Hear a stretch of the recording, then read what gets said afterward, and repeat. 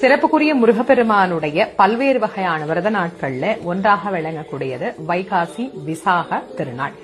பொதுவா வைகாசி விசாகம் அப்படிங்கிற இந்த நாள் பல விசேஷங்கள் முருகனோடு தொடர்புடைய நாளாக இருந்தாலும் இந்த வைகாசி விசாகம் எந்த வகையில் முருகனோடு தொடர்புடையது அப்படிங்கறத நம்ம முதல்ல தெரிஞ்சுக்கணும் இல்லையா? சிவபெருமானுக்கு 5 திருமுகம், ஈசானம், தத்புருஷம், அகோரம், வாமதேவம், சத்யாஜிதம் என்கின்ற பஞ்சமுகங்களோடு அதோமுகம் என்கின்ற 6வது முகமும் வெளிப்பட 6 முகங்களில் இருக்கின்ற நெற்றிக்கண்ணும் திறக்க அந்த நெற்றிக்கண்ணில் இருந்து வெளிப்பட்ட அக்னி பிழம்பில் இருந்து பெருமான் அவதாரம் பண்றார். பலமுறை இந்த விரதங்களை பத்தி சொல்லும் போதே சொல்லி இருக்கிறேன். பசி தாங்கக்கூடியவர்கள், உடல் ஆரோக்கியமாக இருப்பவர்கள் விரதம் இருங்க அப்படின்னு.